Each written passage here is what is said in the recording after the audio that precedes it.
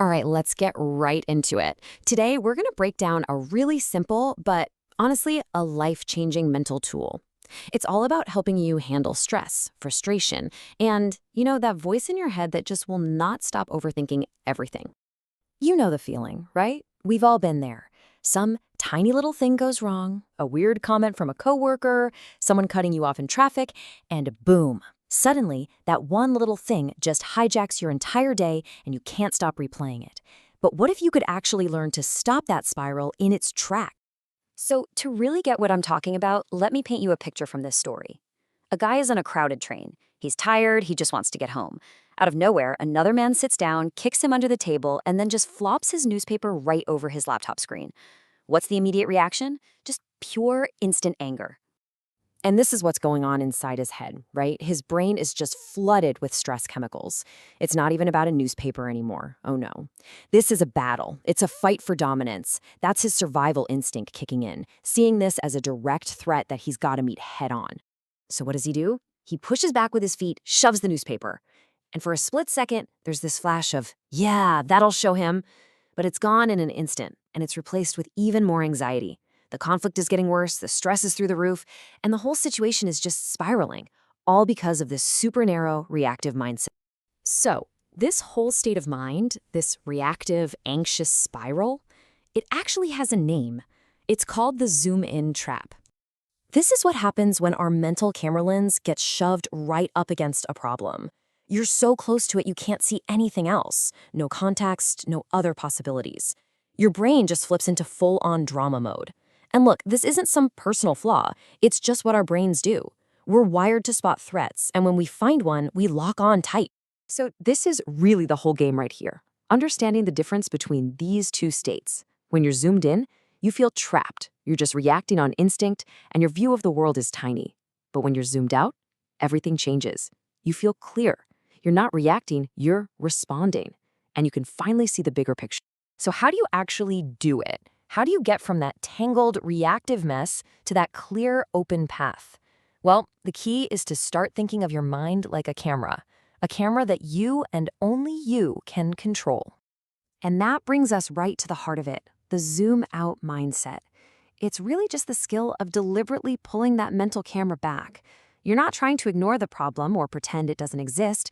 You're just putting it in context, so you can see it and everything else around it way more clearly. And this is why it's such a game changer. When you learn to zoom out, you can finally calm that racing mind.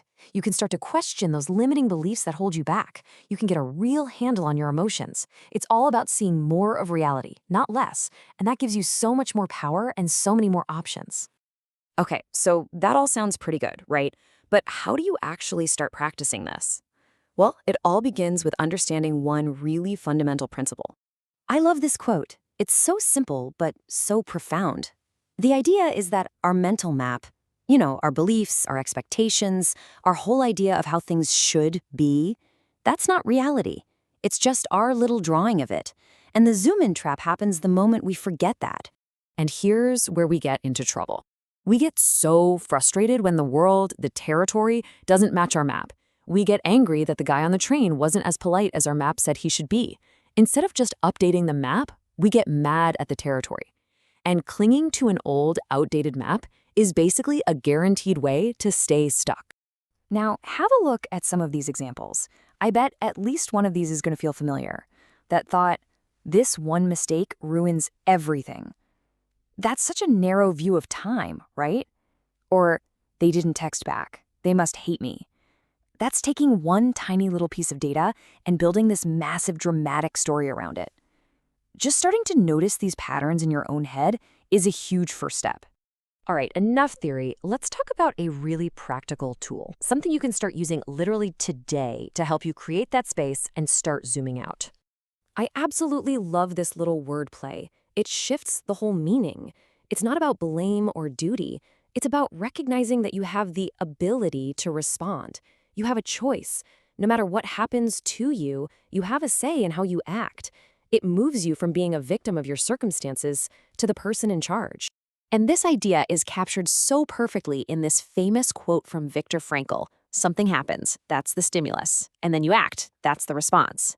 But in between those two things, There's a space, a tiny little pause. And in that space, that's where all your power is. So here's how it works. It's like a simple 3-step dance. First, the stimulus, the kick under the cable, the annoying email, whatever it is. Second, and this is the most important part, you create the space. You just pause. You take one single deep breath. And then third, from that little bit of clarity, you choose your response. So let's go back to our guy on the train. In the real story, he used that space. He felt the anger, but then he paused. He took a breath. And in that moment, instead of an enemy, he just saw another person. He noticed the guy looked exhausted and stressed. He noticed the man had huge feet and the space was tiny. He even realized that his own laptop was taking up most of the table. He zoomed out. And the results? A shared smile, a bit of human connection, and a peaceful ride home. And that story right there, that's everything. It just perfectly shows the incredible power of perspective.